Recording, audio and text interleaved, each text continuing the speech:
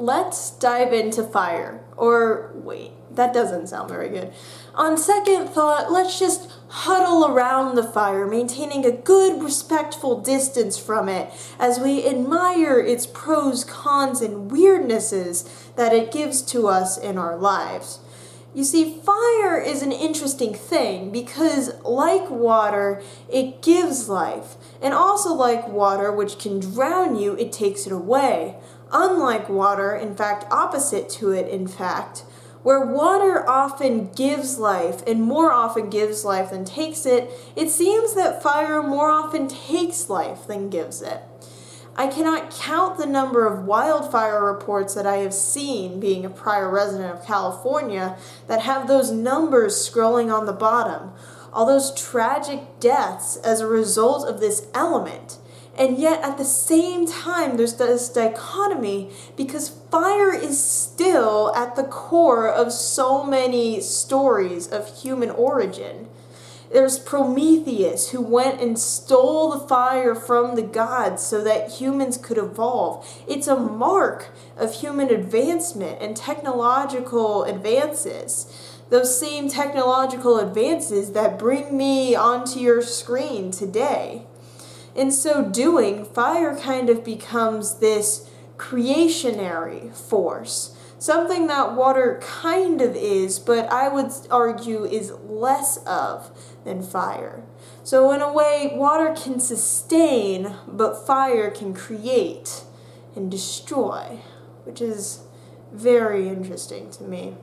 It's also interesting to me that despite all of the negative aspects of fire, despite all the danger associated with it, we still continue to have systems contingent on this element. Like, we have electric stoves, yet there are still people who have gas stoves. We have perfectly good light bulbs, but there's still tons and tons of people that enjoy having candles. Not to mention the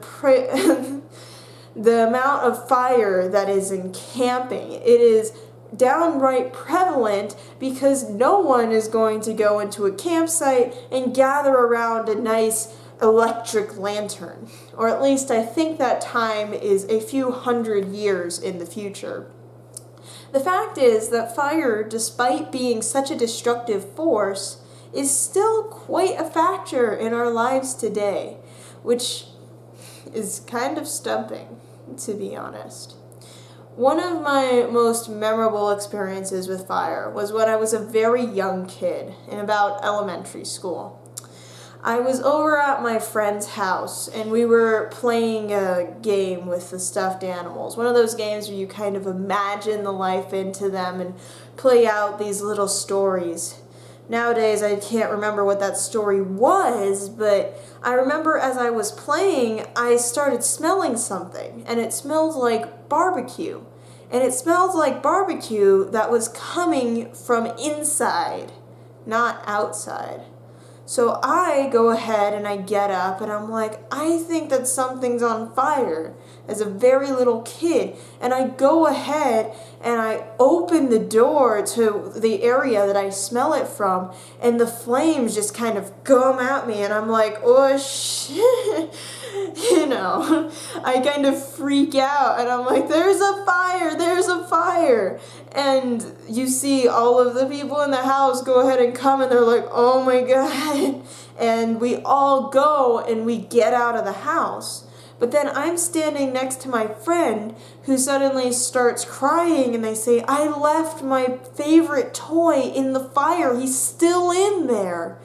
And so then his brother goes ahead and runs into the door, runs into his room, grabs the toy in the flames and gets out.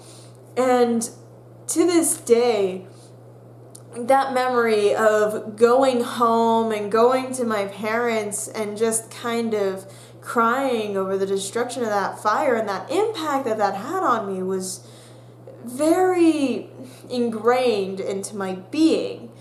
And yet this memory didn't turn me off from fire. Instead, it kind of made me more interested in it.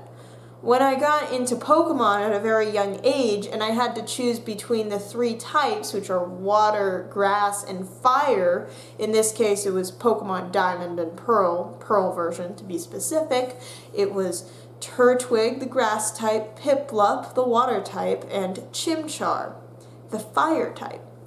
And you would think that a kid with an experience like the one that I had would be afraid of fire and wouldn't choose the fire type, but instead go for the water type.